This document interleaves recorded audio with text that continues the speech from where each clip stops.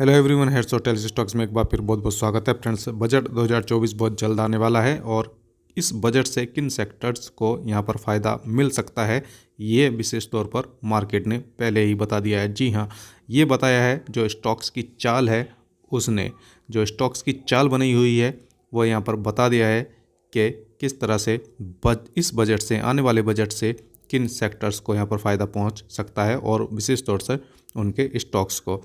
Budget 2024 से पहले इन stocks ने उड़ाया गर्दा। यहाँ पर देखेंगे हम कि कौन से स्टॉक्स हैं।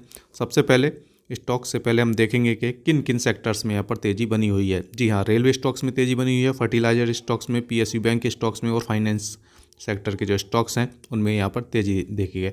सबसे पहले बात करेंगे रेलवे स्टॉक्स के लिए। अगर देखें लास्ट 5 डेज़ में RVNL रेल विकास निगम लिमिटेड ने कितना रिटर्न दिया है, यहाँ पर लगभग 54.68% का रिटर्न डिलीवर कर चुका है। रेलवे सेक्टर से यहाँ पर इन्वेस्टर्स को काफ़ी उम्मीदें हैं, कुछ बेहतर और बड़ा आने की उम्मीद है, इसलिए रेलवे पूरे सेक्टर में यहाँ पर तेज़ी बनी हुई है। RVNL लगभग 55% चढ़ चुका है लास्ट 5 डेज़ में। अगर बात करें दूसरा IRFC, IRFC जो रेलवे को फाइनेंस करता है 45% अप्रॉक्स यहाँ पर चल चुका है लास्ट 5 ट्रेडिंग सेशन में। लास्ट 5 ट्रेडिंग सेशंस की ये हमने देखा। और अगर आगे बात करें तो लास्ट 1 मंथ में IRCTC भी यहाँ पर अच्छा परफॉर्म कर चुका है और लगभग 18% ये। और अगर आगे बात करें तो यहाँ पर Titagarh rail systems limited last 5 days में लगभग 12.56% ये चल चुका है। तमाम रेलवे स्टॉक्स में इस तरह से यहाँ पर आपने देखा कि किस तरह से तेज़ी बनी हुई है। ये एक सेक्टर था जहाँ पर इन्वेस्टर्स को उम्मीद है बजट से। दूसरा अगर बात करें तो फर्टिलाइज़र स्टॉक्स के लिए हमने देखा लास्ट ट्रेडिंग सेशन में, ये एक दिन का ट्रेडिंग सेशन है और लास्ट ट्रेडिंग सेशन में यहाँ पर लगभग 10% की शानदार तेज़ी बनती हुई दिखाई दी नेशनल फर्टिलाइजर्स लिमिटेड में। और अगर आगे बात करें तो Gujarat state fertilizers and chemicals limited में भी यहाँ पर लगभग 12.5% की शानदार तेज़ी लास्ट ट्रेडिंग सेशन में यहाँ पर बनती हुई दिखाई दी। और अगर बात करें आगे फर्टिलाइजर स्टॉक के लिए, Mangalore chemicals and fertilizers limited लगभग 9% की शानदार तेज़ी यहाँ पर बनती हुई स्टॉक में दिखाई दी। और अब बात करते हैं अगले सेक्टर के लिए, पीएसयू बैंक के सेक्टर के लिए। यहाँ पर भी जिस तरह से रिफॉर्म हुआ है पिछले कुछ सालों में, यहाँ पर उम्मीद है कि बजट से काफ़ी सारी उम्मीदें हैं। यहाँ पर देखें तो बैंक ऑफ बड़ौदा, इसमें भी यहाँ पर 2.46% की शानदार तेज़ी लास्ट ट्रेडिंग सेशन में बनती हुई दिखाई दी।